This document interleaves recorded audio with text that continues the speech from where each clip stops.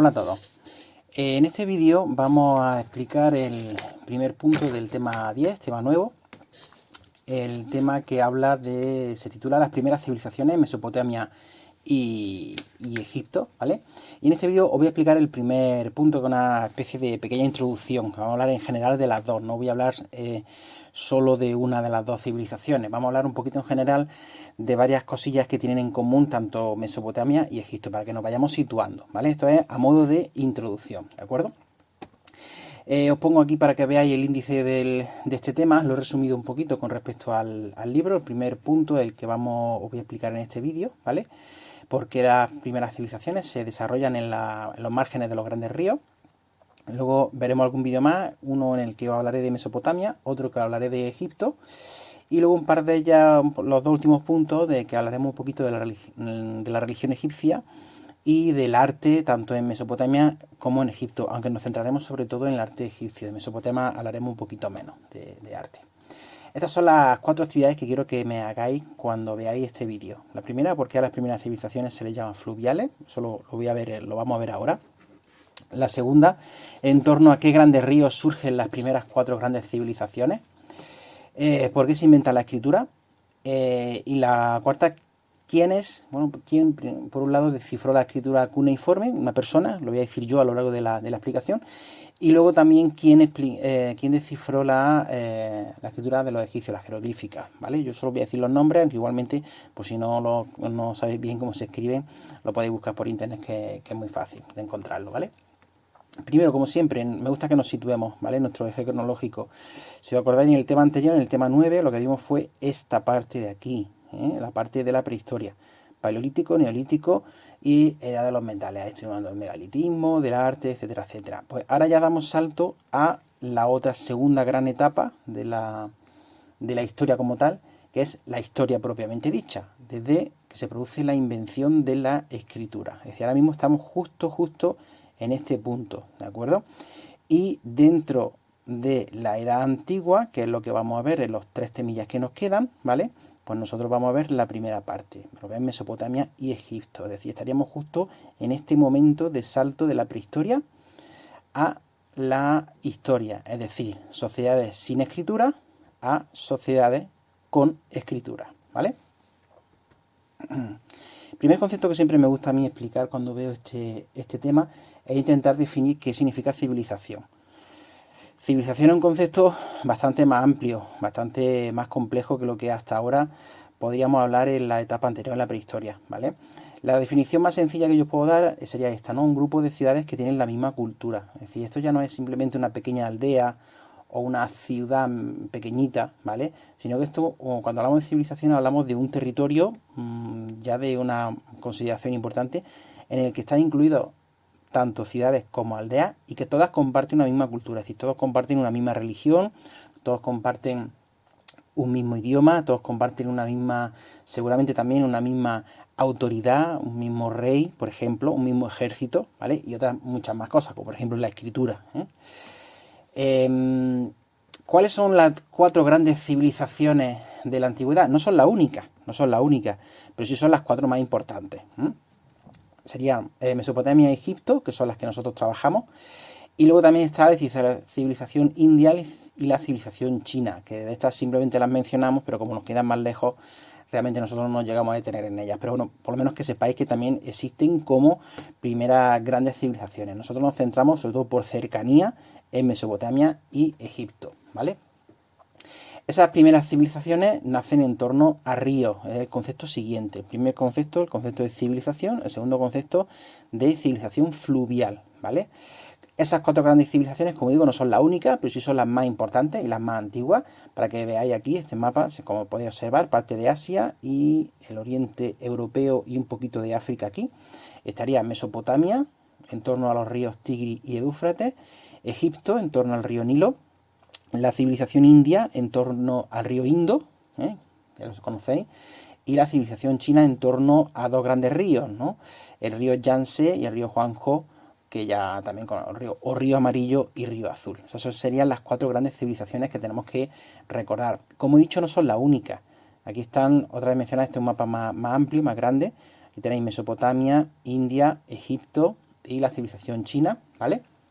Pero luego existen otras también, un poquito más posteriores, ¿vale? No tan antiguas, a lo mejor no voy a decir de menor importancia, pero bueno, menos conocidas, también algunas zonas de África y también algunas zonas del sudeste asiático. Pero a nosotros las que nos interesan son las 4 como hemos mencionado, y de esas 4 especialmente Mesopotamia y Egipto, que son las que vamos a trabajar en este tema. En este mapa ya os lo pongo un poquito más concreto, serían, como digo, Mesopotamia, Egipto, en torno Mesopotamia a los ríos Tigris y Éufrates, y Egipto en torno al río más largo de África y del mundo, como conocéis, como sabéis, que es el río Nilo, ¿vale? A lo largo del tema pues nos centraremos tanto en una como en otra. Aparte de explicaros el concepto de civilización, que ya lo he dicho antes, ¿vale? Siempre me gusta intentar explicar por qué se le conocen civilizaciones a estas civilizaciones como fluviales, civilizaciones fluviales. Pues el concepto es muy sencillo, básicamente porque surgen en torno a grandes ríos, ¿vale? Grandes ríos que son los que hemos mencionado antes, ¿verdad? Volvemos para atrás. La civilización india en torno al río Indo, y el Ganges también, pero bueno, sobre todo el Indo, que es este de aquí. La civilización china en torno a los ríos amarillo y azul, el Yangtze y el Guangzhou. La civilización mesopotámica en torno al Tigris y el Éufrates, que son estos dos que os señalo, y la civilización egipcia en torno al Nilo. Por eso se le conocen como civilizaciones fluviales. Aquí también los tenéis resaltados. Ese concepto es fundamental que lo tengamos claro. ¿Qué es lo que proporciona? Es decir, un río. ¿Qué favorece el río? ¿Por qué los ríos favorecen que surjan civilizaciones, en este caso concreto, grandes civilizaciones? ¿Vale? Pues básicamente los ríos que nos proporcionan tierra fértil para la agricultura, la posibilidad de regadío, es decir, que haciendo una serie de pequeñas obras, canales, acequias, norias, etcétera, etcétera, podamos realizar una labor de regadío, llevar el agua más lejos, ¿vale? Y por lo tanto aumentar la superficie cultivada. Por supuesto, tener un suministro constante de agua dulce para beber, eso es fundamental. También, indudablemente, como proporcionador de alimento a través del pescado, y también como vía de transporte. Esto es muy importante. Los ríos, esos ríos que hemos mencionado antes, de esas 4 civilizaciones fluviales y de otras también, se utilizaban como medio de transporte, ¿vale? Es decir, son ríos lo suficientemente grandes para que puedan embarcaciones de cierto tamaño puedan recorrer todo el territorio. Eso es fundamental para el desarrollo de una civilización, ¿vale? Que sus territorios estén interconectados. Por eso la función de transporte del río es uno de los pilares fundamentales que permiten el desarrollo y la consolidación de una civilización. Centrándonos ya en estas dos, en Mesopotamia y en Egipto, están una muy cerca de otra, ¿vale? Todo esto se le conoce como el Próximo Oriente antiguo, por un lado Mesopotamia, ¿vale? Ríos Tigris y Éufrates, y por otro lado Egipto. Es cierto que entre ambas van a surgir también otras pequeñas civilizaciones un poco más tardías también muy importantes, como por ejemplo los fenicios, de los cuales ya hablaremos también más adelante. Pues esta región de aquí, esta gran región de bastante tamaño, se le conoce como el creciente fértil. Esta especie de media luna, ¿vale? Esta media luna imaginaria se le conoce como creciente fértil porque es el lugar, primero, no solo, porque esto coincide, si os acordáis, con el primer lugar donde surge el neolítico, ¿vale? Es decir, donde se pasa a la sedentarización de las sociedades, si os acordáis, y si veis un mapa del neolítico, eso lo comentamos, que fue en Mesopotamia, en la primera región donde se produce esa sedentarización, esa producción en base a la agricultura y la ganadería. También en la primera zona donde se da el salto a la edad de los metales, si os acordáis también, pues aquí también es la primera zona donde se da el salto a la historia, donde se inventa la escritura y donde surgen las primeras grandes civilizaciones fluviales, ¿vale? Hay otro mapa que se ve un poquito diferente, pero de esas dos, la que primero vamos a centrarnos en el tema, después de este primer punto, va a ser Mesopotamia, ¿vale? Mesopotamia, que además literalmente significa, ya lo volveré a repetir, tierra entre ríos. ¿Entre ríos por qué? Porque está el Tigris, surge en torno a 2 grandes ríos, el Tigris y el Éufrates, que ya hablaremos también de ellos más adelante. Como he dicho, la existencia de esos grandes ríos es fundamental para el desarrollo, para el surgimiento y el desarrollo de la civilización. En este caso, por ejemplo, aquí veis una imagen del río Nilo. El río Nilo tiene una cosa curiosa, que al ser tan largo, pues en toda su longitud atraviesa por muchos paisajes diferentes. atraviesa por zonas ecuatoriales, por zonas de mucha lluvia, por zonas tropicales, zonas en las que hay estación seca y estación húmeda, y en lo que es el Egipto de los faraones, el Egipto que nosotros vamos a trabajar es una zona desértica. Es decir, la única forma de aporte de agua es el río. Aquí podéis observar cómo va el río, y en el momento en el que te desplazas un poquito, te aleja un poquito del cauce, el paisaje que hay es desértico. Es una cosa muy curiosa que también hablaremos más adelante. Aquí tenéis una foto vía satélite para que veáis ese paisaje de esta zona más baja del río Nilo, porque el río Nilo no solo es esto, continuaría mucho más hacia el sur. En esta zona, así como podéis observar, contrasta lo que es el margen del río, verde gracias a esa aportación de agua, y en el momento en el que te alejas un poquito de ese cauce, unos pocos kilómetros, ya te encuentras con una zona que es completamente desértica. Pues es el paisaje que se encontraba en el Egipto antiguo. Ya hablaremos más adelante. Es muy importante, esto es una imagen de una canales de irrigación, no de Egipto, sino de Mesopotamia. Los mesopotámicos fueron unos grandes artistas a la hora de realizar esta obra de canalización para llevar el regadío a zonas más distantes, ¿vale? Ahora mismo, esta es una foto actual, ¿vale? De los restos de un antiguo canal. Obviamente el paisaje, cuando esto se utilizaba, tendría que ser bastante más verde, bastante más húmedo, ¿vale? A la hora de aprovecharse del agua de los ríos, contrasta Egipto con Mesopotamia. No se aprovechaban el río de la misma manera. Vamos a ver por qué. Centrándonos en Egipto, aquí lo tenéis en la parte izquierda, como podéis observar, como he dicho antes, el río atraviesa en toda su longitud por distintos medios, ¿vale? Por distintos medios naturales. Entonces, ¿qué es lo que ocurre? Que cuando se produce en la zona tropical, si os acordáis, la zona tropical tiene una estación seca, una estación húmeda, ¿vale? Cuando se produce la estación húmeda, ¿qué es lo que le ocurre al caudal del río? Pues al llover mucho se incrementa. ¿Pero qué es lo que pasa? Que no llueve en la zona baja del río Nilo, que es donde se desarrolla Egipto, ¿vale? Es decir, los egipcios no veían llover prácticamente en su vida, pero sí veían que ese río, el río donde ellos vivían, aumentaba entre junio y septiembre, se producía un incremento muy importante de la cantidad de agua, del caudal. Se producían las inundaciones. Ellos no sabían por qué, ellos pensaban que era que los dioses hacían que el río Nilo aumentara de caudal para que, gracias a inundaciones, el agua depositara limos y depositara sedimentos ricos en nutrientes, para que cuando bajara ese incremento de caudal se pudiera cultivar en esa zona que antes había estado inundada. Si comparáis esta imagen de arriba con esta imagen de abajo, se ve perfectamente. La razón de esa inundación es que en una parte más alta del río está recibiendo mucha agua por la por la estación húmeda del clima tropical, ¿vale? Entonces ese aporte extra de agua le llegaba al territorio de los faraones. ¿Qué es lo que hacían los egipcios? Pues cuando se retiraban las aguas, cultivaban en esa zona que se había inundado, ¿vale? Que había recibido ese aporte de nutrientes, y posteriormente ya podían recoger sus cosechas. Esto obviamente no era siempre tan exacto. Había momentos en los cuales o bien se inundaba de más porque había llovido de más y podía ser bastante negativo, o a lo mejor no inundaba todo lo que debiera, llovía menos. En la parte alta del río llovía menos, entonces ese agua no llegaba, no se inundaba lo suficiente, no se cultivaba lo suficiente, y por lo tanto ocurrían episodios de hambre, ¿vale? Es cierto que el río Nilo y el Egipto de los faraones, como norma general, sí es cierto que tenía una capacidad productiva agrícola bastante importante, ¿vale?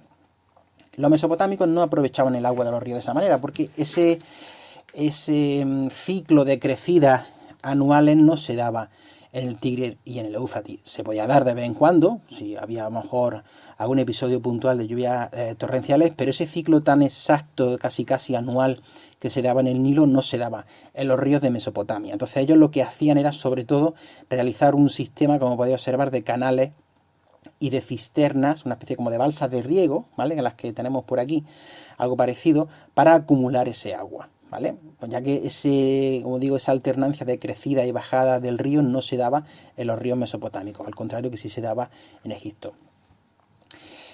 Junto a esa importancia de los ríos, ese de aprovechamiento del agua, ese incremento en la productividad agrícola y ese incremento en la riqueza va a provocar el incremento también de la población.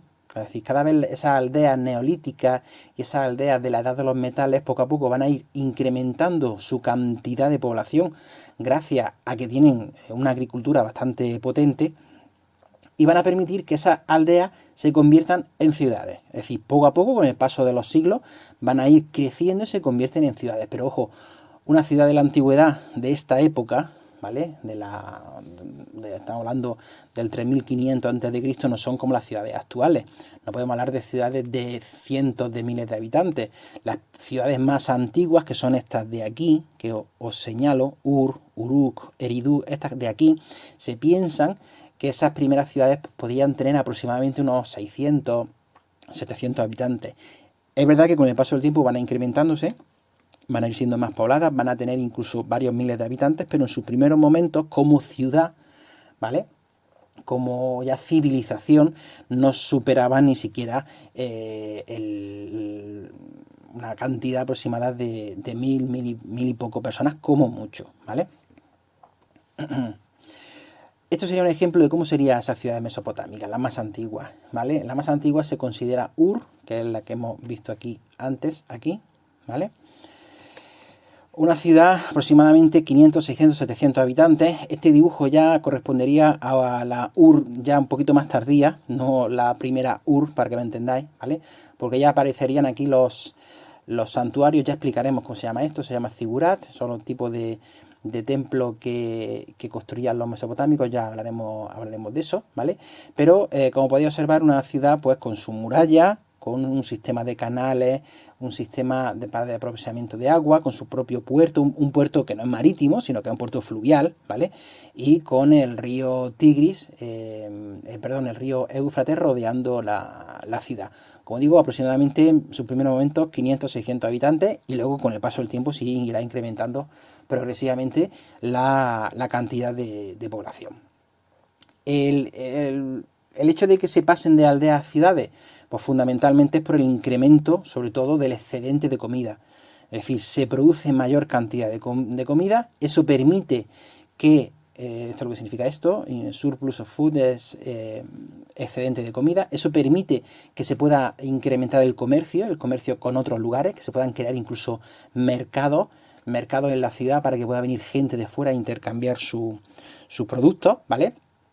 También se incrementa la cantidad de artesanos, de mercaderes e incluso también la necesidad de tener un ejército estable para defender esa riqueza que se está creando en la ciudad, ¿vale?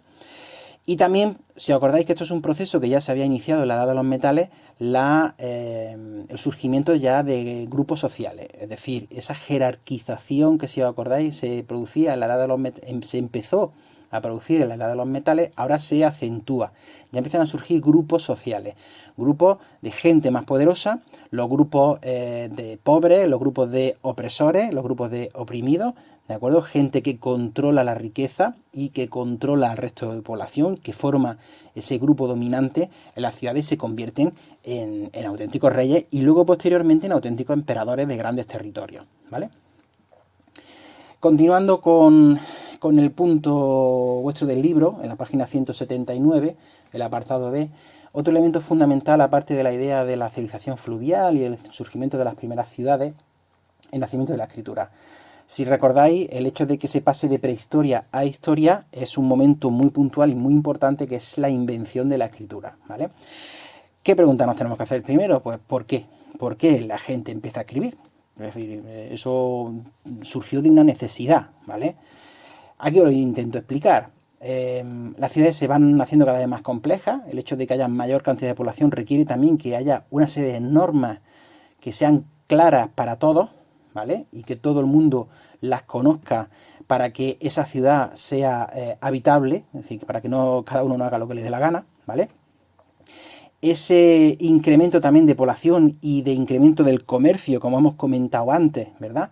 que haya mayor comercio, mayor intercambio, ¿vale?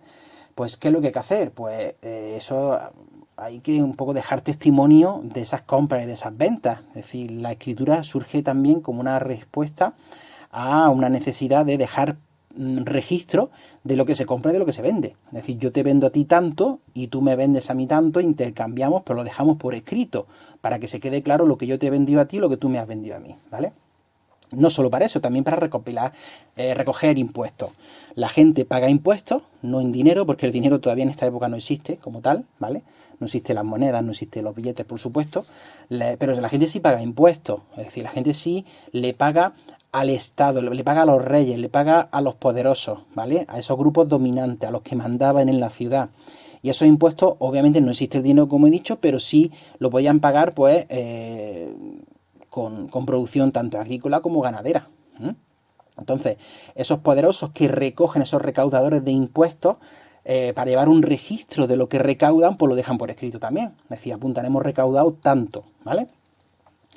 Y luego, por último, también surge la escritura y se va a empezar a utilizar, aunque sobre todo los primeros usos de la escritura es estos que hemos comentado aquí, ¿vale? El tema de el uso para las leyes, el tema para el comercio y para recaudación de impuestos, pero luego poco a poco se empieza a utilizar este invento, el invento de la escritura, para recordar tanto fechas como hechos importantes de las ciudades, sobre todo de la vida de los reyes. Es cuando surge esa idea de historia, de dejar por escrito los hechos.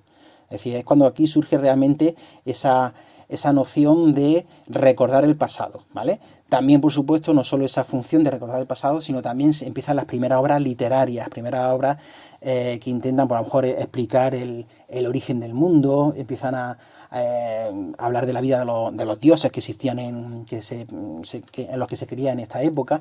Entonces se le da ese uso de la escritura mucho más desarrollado que ese simple recordatorio, ese simple dejar por escrito los intercambios comerciales o la recaudación de impuestos, ¿vale? Os veis poniendo algunas imágenes en relación a lo que os estaba comentando. Hemos dicho que uno de los primeros usos de la escritura es para leyes, ¿vale? Esto es una imagen muy importante, esto es el Código de Hammurabi. El Código de Hammurabi fue un rey babilónico. Babilonia es una ciudad de Mesopotamia. Y este rey lo que hizo fue ordenar, esculpir un código de leyes, es decir, una recopilación de leyes, en la cual para que todo el mundo tuviera claro qué normas existían en la ciudad de Babilonia, ¿vale? Esto, aunque no lo parezca, pero todo esto que está aquí, que estoy señalando, todo eso está escrito. Ahí está el código, esto es un pedazo de piedra de casi 2 metros de altura, ¿vale? Lo que aparece representado aquí en la parte de arriba. Hammurabi, que sería el rey, y el dios del sol, que es Ahamash, el dios del sol y de la justicia, que le entrega esas leyes, ¿no? Esas leyes que luego él manda a escribir en esa estela. Esta piedra no era la única, habría bastantes repartidas por todo el territorio. Estaba escrita con las normas de ese código, para que todo el mundo supiera que si hacía algo contrario a la norma, qué castigo, porque básicamente el código Hammurabi funciona de esa manera, ¿vale? Funciona, si haces esto mal, te va a pasar esto, ¿vale? Aquí os pongo algún ejemplo, ¿vale? Si, por ejemplo, si alguien acusa a otra persona de asesinato pero no puede probar, ¿vale? Entonces el que acusa será condenado a muerte. Si alguien, estos son ejemplos sacados de esa piedra, ¿vale? Si alguien es cogido mientras está cometiendo un robo, pues también será condenado a muerte. Si alguien golpea a su padre, se le cortará la mano. Si alguien le arranca el ojo a otro hombre, pues también su ojo se le quitará, se le arrancará, ¿vale? Entonces, esto se basa, si os dais cuenta, en haces esto mal, pues a ti te van a hacer lo mismo. No sé si conocéis la ley del talión, eso de ojo por ojo y diente por diente, pues más o menos funcionaba de esta manera. Obviamente un código de normas bastante más duro que los castigos y las normas legales que tenemos en la actualidad. Afortunadamente se ha cambiado bastante en ese aspecto. Aquí os pone algo que es muy importante: cualquier ciudadano que está siendo juzgado puede leer el código, es decir, puede leer esas normas para saber qué es lo que le va a pasar, ¿no? Qué castigo va a recibir. Entonces una persona que es acusada de algo y se demuestra, pues ya sabe automáticamente cuál es la norma. Eso es muy importante. ¿Por qué? Pues porque eso permite que no exista arbitrariedad. Es decir, que el rey o el dirigente de la ciudad haga lo que le dé la gana, sino que ahí está la norma. ¿Alguien ha cometido un delito? Sí, son castigos muy duros, pero bueno, alguien ha cometido un delito, se sabe perfectamente qué es lo que le va a pasar, ¿vale? No es lo que decida el juez, no es lo que decida el rey, es lo que diga la ley, ¿vale? Eso es algo muy importante que luego va a ser copiado por otras civilizaciones. También no solo se utiliza para leyes, también se utiliza, pues, por ejemplo, para poesía. Esta es la epopeya de Gilgamesh, ¿vale?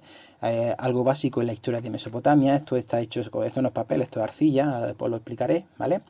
En el caso de Egipto, saltamos un poquito de Egipto, también se dejaba por escrito los nombres de los faraones. Sabemos los nombres de los faraones y la sucesión y las dinastías gracias a que se dejaron por escrito, ¿vale? Han llegado a la actualidad, se han encontrado. Y eso nos permite conocer el nombre de centenares y centenares de faraones. Y no solo el nombre, sino también de incluso lo que hicieron. También, por ejemplo, servía para, como hemos comentado antes, dejar por escrito tanto los intercambios comerciales como la recaudación de impuestos. Todo esto que permite que surja una figura que es súper importante, que es la figura del escriba. ¿El escriba quién es? El escriba es la persona que se dedica a dejar por escrito lo que sea necesario. Ya sea un intercambio comercial, ya sea una ley, ya sea la persona que va escribiendo lo que hace el rey, por ejemplo, ¿vale? Esos son los escribas, las personas que saben escribir. Hay que decir, no lo he comentado hasta ahora, pero no todo el mundo sabía escribir, indudablemente, ni leer tampoco. Los escribas dominaban la escritura, ¿vale? Y se dedicaban a dejar registro por escrito de todas esas actividades que hemos comentado antes. Los escribas van a ser muy importantes tanto en Mesopotamia como Egipto, como en cualquier otra civilización, ¿vale? Estamos hablando de dos civilizaciones, Mesopotamia por un lado y Egipto por otro, ¿vale? Por un lado, la escritura de Mesopotamia se le conoce como escritura cuneiforme. ¿Cuneiforme por qué? Porque tiene forma de cuña, ¿vale? ¿Y por qué tiene forma de cuña? Porque ellos acostumbraban a escribir en en tablas de arcilla fresca, y utilizaban una especie de estilográfico, una especie de una caña con un pequeño corte, y a la hora de ponerla sobre la arcilla, los signos, los simbolitos que hace tienen forma de cuña, esa forma de la punta de la caña que utilizaban para escribir. Una vez que ya se escribía, se dejaban secar, se cocía, y gracias a eso que utilizaban este soporte, arcilla, y no utilizaban otro, por ejemplo, madera, pues ha permitido que hayan durado varios miles de años y hayan llegado a la actualidad y los podamos haber estudiado, se hayan podido descifrar, etcétera, etcétera. Por eso, gracias a ese soporte, ¿vale? Fijaros qué curioso.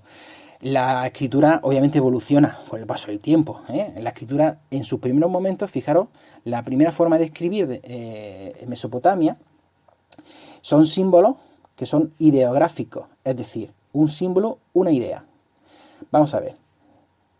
¿Qué es lo que hago para hablar o representar el concepto de cabeza? Pues como podéis observar, dibujo una cabeza, ¿vale? ¿Qué es lo que hago para dibujar, por ejemplo, el concepto de pescado o de peces o de pesca? Pues dibujo unos peces, ¿vale? ¿Qué es lo que pasa? Que claro, esa primera forma de escribir es compleja. ¿Por qué? Pues porque si haces dibujos, tardas en hacerlo. Normalmente, ¿qué es lo que va a ocurrir? Porque con el paso del tiempo, como podéis observar, se va a ir simplificando, ¿vale? Y con el paso del tiempo, fijaros, esta, la de la cabeza, es en el 3000 a.C. y este símbolo, que también significa cabeza, es del 700, han pasado 2000 y pico años, ¿verdad? 2400 años. Entonces, esta forma de escribir es mucho más rápida. ¿Significa lo mismo? Sí, pero mucho más rápida, ¿vale? La idea era poder escribir más rápido en menos tiempo. Y al igual con el resto de símbolos. Lo que hace la escritura es simplificarse, ¿de acuerdo? Con la egipcia va a pasar algo parecido, ¿eh? Aquí tenéis también algunos otros ejemplos, ¿verdad? De cómo se evoluciona esa... Aquí fijaros por ejemplo, cabeza de toro, ¿vale? Eso es habla del ganado, pero seguramente recaudación de impuestos según lo que pagaban en ganado, pues dibujan la cabeza de un toro, ¿vale? Y luego eso, si os dais cuenta, evoluciona a esto, ¿vale? Aquí tenéis más ejemplos. El símbolo más antiguo y cómo ha ido evolucionando, simplificándose, y significa lo mismo, ¿vale? Como he comentado antes, mesopotámicos utilizaban ese soporte en arcilla, y gracias a eso pues ha permitido que llegue a la actualidad. Fijaros, estas son de las más antiguas que hay. Estamos hablando del 3500, estos son los ejemplos más antiguos de escritura que se conocen en la actualidad. Como podéis observar, son esos símbolos ideográficos. Estos símbolos, sin yo tener ni idea de lo que sé de escritura cuneiforme, pues obviamente sabemos que se está refiriendo a una mano o a una persona, ¿vale? ¿Cómo se pudo descifrar? Porque hay gente que sabe leer esa escritura, ¿vale? Pues gracias a una inscripción, se le conoce como la inscripción de Beistún, está en el actual Irán, ¿vale? En un acantilado, en una roca, en la cual hay una inscripción, aquí no se ve porque está muy lejos, ahora os pongo aquí un detalle, ¿veis? Como podéis observar, esto es una parte, y está, como podéis observar aquí, escrito, y está escrito en distintos idiomas, ¿vale? Y uno de ellos es idioma cuneiforme, ¿eh? Entonces, un oficial de la Marina Británica, Rawlinson, lo que hizo fue, con ayuda de varias personas que sabía, era conocedor de lenguas antiguas, pues lo que hizo fue descifrarla, ¿vale? Entonces hoy en día hay gente que sabe leer ese tipo de escritura, y gracias a eso pues conocemos muchísima información de esta época, gracias a que se pudo descifrar, ¿vale? Gracias, pues fijaros qué curioso, a esta inscripción. Si no hubiera existido esta inscripción, ¿se podría haber descifrado la escritura cuneiforme? Pues probablemente no, ¿vale? Entonces mucha de la información que conocemos, pues desgraciadamente se habría perdido. Esto es un detalle de esa inscripción que, como podéis, como hemos visto, está en un acantilado, ¿vale? Está en una pared de una montaña. Hay algunas zonas, a modo de curiosidad, están desgastadas, pero no por el paso del tiempo, sino porque se utilizó como pared para entrenar tiros, para entrenar disparos. Los soldados disparaban contra ella para afinar la puntería, entonces desgraciadamente algunas zonas están desgastadas por eso, ¿vale? Como podéis observar, yo lo resalto. En el caso de la escritura egipcia no se llama cuneiforme, sino que se llama jeroglífica. Esta sí es más conocida, ¿vale? Esta sí es más conocida porque es mucho más habitual y todo el mundo la conoce. Más que soporte en arcilla, ellos utilizaban en piedra, y sobre todo en papiro. El papiro se utilizaba con unas fibras vegetales que crecían en los márgenes del río Nilo muy abundantes, y con una serie de tratamientos pues hacían algo que es muy parecido al papel, más resistente que el papel, más duradero, y eso ha permitido, gracias también a que Egipto es un lugar muy seco y eso permite que se conserve muy bien el papiro, pues ha permitido que nos llegue a la actualidad una ingente cantidad de documentos en esta lengua, ¿vale? Los jeroglíficos son esa escritura egipcia que también es ideográfica, que tiene forma, ¿verdad? Que son dibujitos, ¿de acuerdo? Que si conocéis perfectamente. Pero ¿qué es lo que pasa con los jeroglíficos? Que, como podéis imaginar, es una escritura que es muy difícil no solo de aprender y de leer, sino de escribir también. Que vosotros imaginaros el pobre escriba que tuviera que ir escribiendo lo que iba diciendo el faraón, o lo que iba diciendo alguien importante, o lo que iban la recaudación de impuestos, y que tuviera que ir dibujando que si el ojo, que si el pollo, que si la vaca, que si tal. Entonces, ¿qué es lo que se hizo? Pues compatibilizar dos tipos de escritura. Una escritura jeroglífica, que sería la que todos conocemos, que sería una escritura más oficial, más para los monumentos, más para las cosas relacionadas con los faraones, más para ponerlas en las tumbas, ¿vale? Una escritura que se dedicaba mucho tiempo, tiene mucho de arte, ¿verdad? Como podéis observar. Y luego, que es el mismo idioma, simplemente varía los símbolos, una escritura en cursiva, que se le conoce, que es esta de aquí. Cursiva también se le conoce como demótica, es lo mismo, ¿vale? Es una escritura que, diciendo lo mismo, son una escritura mucho más rápida, y eso es lo que permitía a los escribas pues dejar registros de manera mucho más sencilla. Aquí tenéis más ejemplos de escritura jeroglífica, ¿vale? ¿Cómo se lee? Pues depende, esto da igual, los egipcios leían tanto de arriba para abajo, de abajo para arriba, derecha, izquierda, derecha. Depende, ¿vale? En este caso, de arriba para abajo, pero en otros casos, como los pongo aquí, ¿vale? ¿Cómo se leería? ¿De izquierda a derecha o de derecha a izquierda? Pues la pista está hacia donde miren las aves. Es decir, aquí vemos una ave, mira para acá, ¿no? Mira para la derecha, pues esta se lee de izquierda a derecha. Si mira al revés, se leería al revés. Los egipcios, como seguramente sepáis, pues les encantaba escribir en todo. Es decir, sus monumentos están plagados de escrituras, ¿vale? O bien picadas, o bien talladas en la propia piedra, o bien pintadas. Incluso también las tumbas. ¿vale? Son famosos los textos de las pirámides. Cuando hablemos de las tumbas, pues ya hablaremos más detenidamente de esto. Son cámaras mortuorias en las que están todas las paredes y todo el techo está plagado de escritura relacionada con los muertos, con la vida, la muerte, los dioses, etcétera, etcétera, ¿vale? ¿Se sabe, hay gente que sabe leer el egipcio antiguo? Sí. Y gracias, pues al igual que en la escritura mesopotámica, se encontró en el otro caso, una inscripción enorme, gigantesca, con distintos idiomas antiguos, y una persona, como he dicho antes, Rawlinson, que la descifró, pues en el caso de la escritura egipcia fue más curioso todavía, porque se encontró de casualidad en una villa perdida de Egipto, en una villa que se llama, una aldea que se llama Rosetta, en Egipto, se encontró en el siglo XIX, se encontró una estela, una piedra de más o menos 1 metro aproximadamente de grande, en el que aparecían, como podéis observar, 3 partes, ¿vale?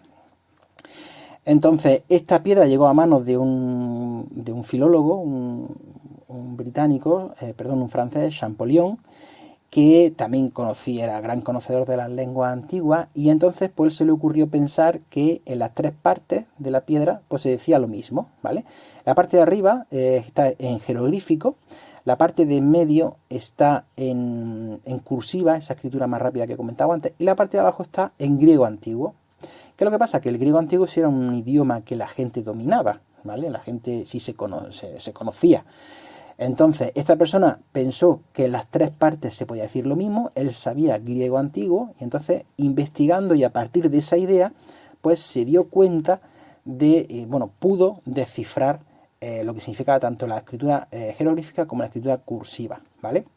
Además, la pista que le dio fue, si os dais cuenta, esto que estoy señalando aquí, este pequeño cartuchito que hay aquí, ¿vale? Él pensó que esto podía ser el nombre de un faraón que en la parte del griego antiguo salía continuamente. Aquí todo el rato hablaba de un faraón, ¿vale? Se llamaba Ptolomeo. Y entonces él pensó, dice, ¿y si esto que viene aquí sea el nombre del faraón? Y a partir de ahí empezó a investigar, le costó obviamente mucho tiempo y mucho esfuerzo, y al final descubrió y pudo descifrar la escritura. Gracias a que este hombre, y gracias a que se descubrió esta piedra, pues se conoce una enorme información también de la civilización egipcia. Como podéis observar, está en la parte de abajo, que está escrita en griego antiguo. Esta piedra está expuesta, si algún día vaya a Londres, en el Museo Británico, ¿de acuerdo? Está expuesta en uno de los sitios más visitados de todo Londres, la piedra de Rosetta. Os vuelvo a recordar las actividades, ¿de acuerdo? Todas he dicho yo la solución, pero bueno, igualmente podéis encontrar la página 178-179 y lo de los personajes que descifraron la escritura tanto cuneiforme como la jeroglífica, pues si no lo habéis pillado en lo que he dicho yo, pues lo podéis buscar por internet, que es muy, muy fácil, ¿de acuerdo?